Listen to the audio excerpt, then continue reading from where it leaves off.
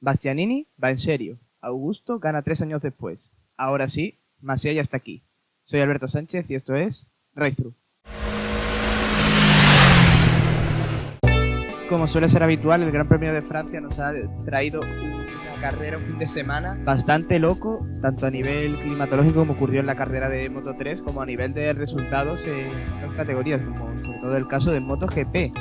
Empezando por la categoría reina, tenemos el regreso a la victoria de ya un viejo conocido en esta temporada, como es Enea Bastianini, el piloto italiano del equipo Gresini. Ha logrado su tercera victoria en esta temporada, es el piloto que más victorias ha logrado ya y se confirma como uno de los pilotos a tener en cuenta en la lucha por el campeonato, lo cual es bastante novedoso y bastante sorprendente, dado que es un piloto que pertenece a un equipo satélite y cuenta con material de equipo satélite. Para recordar un triunfo de campeonato de un piloto de un equipo independiente, tenemos que remontarnos al año 2000, último año de la categoría de 500, cuando Valentino Rossi lo logró, eso sí, con una NSR 500 oficial, aunque tampoco hace falta irse tan lejos en el tiempo para recordar otros aspirantes al título de equipos independientes, como es el caso del año 2020, en el que Fabio Quartararo en la primera mitad de temporada y Franco Morbidelli, ambos de Petronas, pelearon por el título de campeón del mundo de MotoGP. Si bien es cierto que en el caso de Fabio Quartararo contaba con una Yamaha del año 2020, una Yamaha oficial, Morbidelli consiguió ser subcampeón del mundo con una Yamaha satélite, una moto del 2019, lo cual sí que hubiera sido un hito histórico porque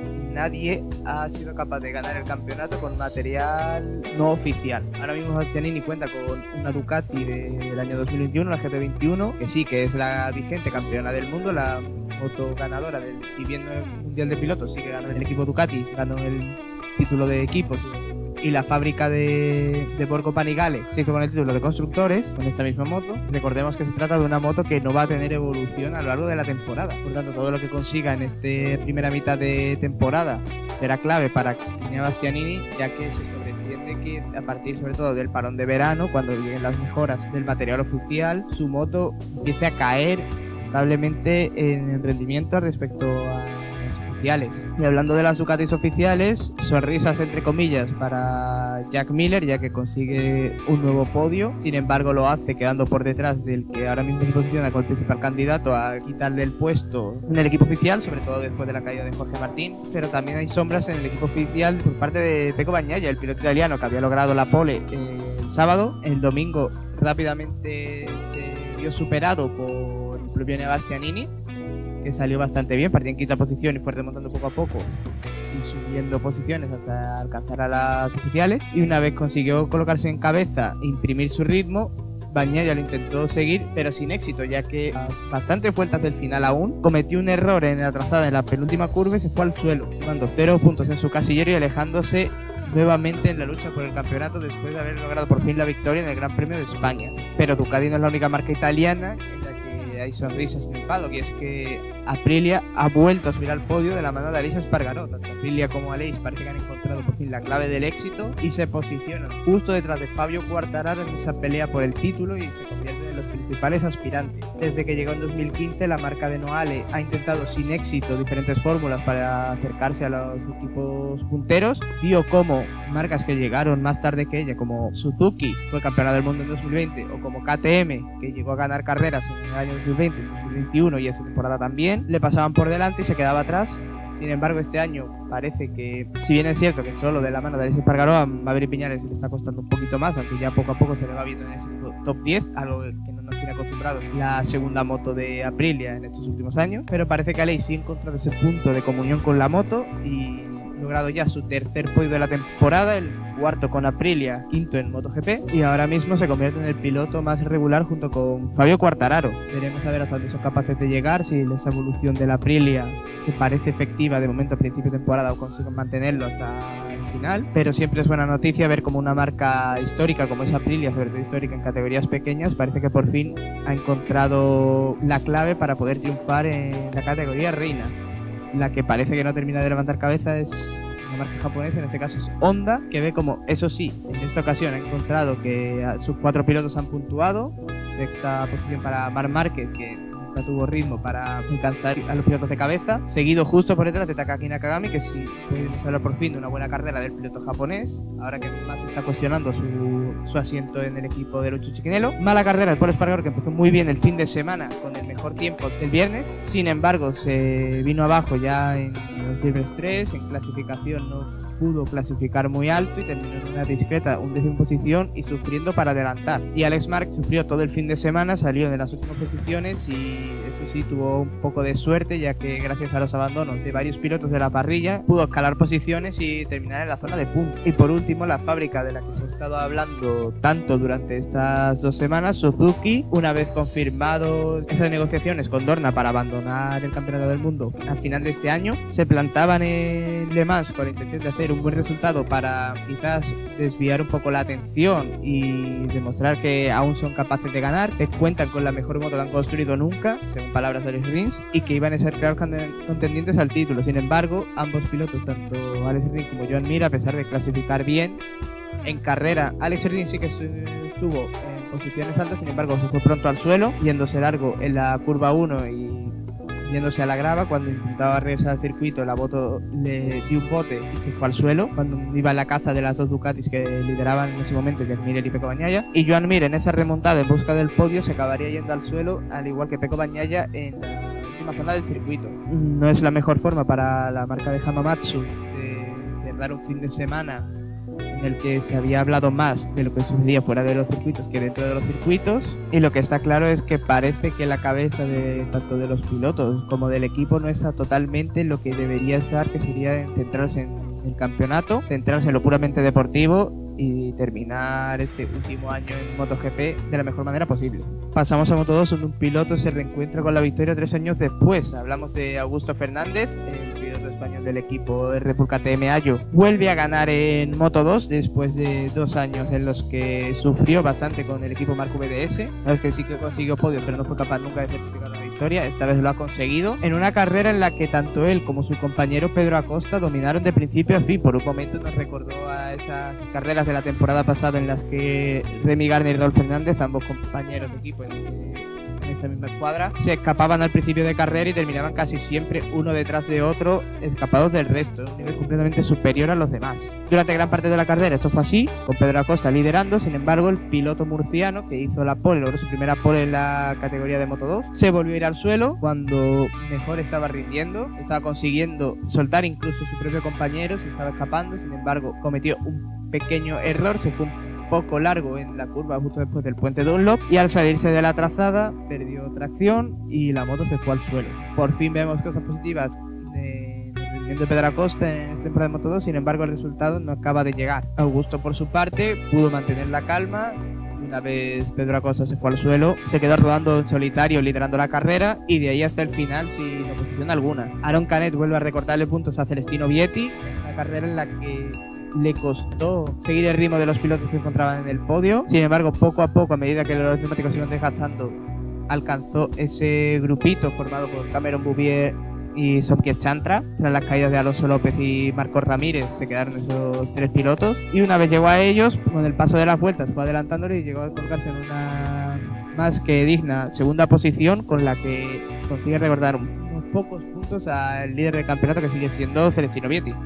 piloto italiano que nuevamente ha sufrido, al igual que hiciera en Jerez, y que gracias a las caídas de los pilotos que se encontraban delante suya también ha sido capaz de sumar más puntos de los que al principio parecía que iba a sumar. Casi toda la carrera se encontró fuera de los 10 primeros puestos, sin ritmo alguno para subir posiciones, incluso siendo adelantado, pero los pilotos que se encontraban delante suya se fueron cayendo uno detrás de otro. Hablamos en este caso de Marcos Ramírez, Pedro Acosta, Alonso López, Tony Arbolino y Fermín Aldeguer, lo cual le ocupó hasta esa octava posición, que le hace salvar un poco los muebles, ya que Ayogura terminó en quinta posición y tampoco le ha recordado muchos puntos. De los que hay que hablar también en esta carrera es de la gran labor, a pesar de sus caídas, de Alonso López y de Marcos Ramírez, el piloto de la Bosque Oscuro, que desde este Gran Premio pasa a ser compañero de Fermín Aldeguer tras el despido de Romano Fenati. Clasificó muy alto y durante toda la carrera estuvo rodando en esa cuarta posición, peleando incluso por el podio. Sin embargo, se acabaría yendo al suelo. Sería de esa primera carrera en el Mundial de Moto2 con 0 puntos, pero con un buen sabor de boca. Un buen sabor de boca también debe llevarse Marcos Ramírez, que con una MV Augusta una de las motos menos competitivas de la parrilla. Rodó durante todo el fin de semana entre los 10 primeros y en este caso también se encontraba en esa quinta posición. El piloto de Conil, que salía 14º en parrilla, realizó una salida espectacular, llegando hasta colocar en esas posiciones altas de la carrera, y poco a poco fue subiendo y subiendo posiciones hasta encontrarse en ese grupo de 5 o 6 pilotos que estaban justo por detrás de las dos Red Bull KTM, grupo que poco a poco se fue limpiando con las caídas de los dos pilotos del equipo Aspar, tanto Jake Dixon como Albert Arenas, que en este caso sí que se reincorporaron a la carrera aunque no pudieron puntuar. Cuando parecía que iba a pelear por ese primer podio de MV August en el Mundial de Moto 2, el piloto andaluz se acabaría también yendo al suelo y abandonaría la carrera, aunque en su caso sí que se fue con buena sensación, ya que por primera vez se vio a sí mismo como un piloto competitivo con la moto italiana. ¿Y qué nos separó la categoría pequeña? Pues nos separó la lluvia y la locura. Y es que en una carrera declarada de primeras en seco, una vez arrancó la primera vuelta de carrera, comenzó a chispear el circuito y ya en la segunda vuelta comenzó a llover con mayor intensidad y se produjo la locura. Diogo Moreira, el joven piloto brasileño, sorprendió a todos con una salida espectacular, colocándose en primera posición, incluso sacando una ventaja de más de un segundo en la primera vuelta a sus perseguidores. Pero ya en la segunda vuelta la lluvia se intensificó y comenzó la locura. Varios pilotos, entre ellos pilotos que estaban en la zona alta de la carrera, como Dani Holgado, los dos pilotos del equipo Aspar, tanto Izan Guevara como Sergio García y Ayumu Sasaki, se fueron al suelo, lo cual provocó varias banderas amarillas y se forzó a dar por finalizada la carrera solo 2 vueltas de su inicio. Ya en la tercera vuelta se sacó la bandera roja, por tanto, al no haber superado apenas 5 vueltas de carrera, se dio ese tramo por nulo y se pudo, una vez pasado un tiempo, se reanudó la carrera con la misma parrilla de salida que en principio y con todos los pilotos que partían en ella. Es decir, ningún piloto de los que se vio involucrado en la caída, como pasó en Moto 2 en Portimao, se vio obligado a no participar en esa segunda carrera. Ya en la segunda carrera, a pesar de ser declarada en agua, todo el mundo optó por temática de seco, puesto a que salió el sol y se secó la pista. Diogo Moreira volvió a salir muy bien, sin embargo en esta ocasión no fue capaz de ponerse primero de la misma forma que se puso en la primera salida. En seco tampoco tuvo el ritmo que parecía que iba a tener en esas condiciones mixtas, por tanto se acabaría yendo para atrás y la carrera al final acabaría siendo liderada por los de siempre. Denis Foggia, que partía en su primera pole conseguida en el Mundial, partió en ventaja acompañado de su compañero Tatsuki Suzuki. Sin embargo, poco a poco serían cazados por el resto de pilotos, en este caso Jaume Masia y los caídos en esa primera carrera, tanto Izan Guevara como Ayumu Sasaki y Sergio García, además de Carlos Atay. Sergio García no tendría, eso sí, el ritmo para estar con los de arriba y seguiría cayendo posiciones, así que finalmente quedaría un grupo de 5 pilotos luchando por la victoria, los 2 pilotos del Leopard, Foggia y Suzuki, Ayumu Sasaki, Izan Guevara y Jaume Masia, siendo este último en una intensa pelea con el piloto japonés el que se haría con la victoria. Arrancando la última vuelta llegaría primero, sin embargo Ayumu Sasaki, a falta de 3 curvas para el final, realizaría un adelantamiento casi imposible, en una curva en la que nadie se lo esperaría. Sin embargo, en la penúltima curva trazó mejor el piloto del GMC que el piloto japonés, siendo capaz de adelantar por el interior entre esa penúltima y última curva, logrando así la victoria, la segunda victoria para él esta temporada, lo cual le hace aferrarse de lleno a la lucha por el campeonato, seguido por un Ayumu Sasaki que se le vuelve a escapar la victoria, aunque en este caso sí consigue terminar la carrera y logra una más que meritoria segunda posición y un nuevo podio que le hace confirmarse como uno de los pilotos más fuertes. Izan Guevara, que venía de ganar en el Gran Premio de España y que refuerza ese buen momento de forma con un nuevo podio. Curiosidades de la vida: 2 de los pilotos que fueron al suelo en esa primera carrera, con Ayumu Sasaki y Izan Guevara, subieron al podio en esa segunda. Pudieron aprovechar esa segunda oportunidad que les dio la federación, que les dio Dorna, para volver a salir a pista y lograr un grandísimo resultado, más aún sabiendo de que Sergio García había quedado en una discreta 7ª posición, aunque eso sí sigue manteniendo el liderazgo del campeonato. Hasta aquí lo sucedido en el Gran Premio de Francia, ahora tocando semanitas de parón nuevamente para el próximo Gran Premio, el Gran Premio de Italia en el circuito de Mugello. Nos vamos a la Toscana, a casa de Ducati, para uno de los grandes premios más emocionantes del año y con más masa de afición. El primer Gran Premio de Italia sin Valentino Rossi en pista, veremos cómo reacciona el público italiano, pero eso no quiere decir que este fin de semana no haya motos, y es que regresa el Campeonato del Mundo de Superbike con la primera de las 2 rondas de Portugal que tiene el calendario. En este caso nos vamos a un circuito mítico, el circuito de Estoril, que albergará la tercera prueba del Campeonato del Mundo de Superbike con un Álvaro Bautista en plena forma, Jonathan Rey muy pegado a su estela en el campeonato, con el campeón del mundo Toprak Razgatlioglu un poquito por detrás, pero ahí se mantiene la pelea. Pero todo esto lo analizaremos el jueves. Hasta entonces, a seguir a Logar.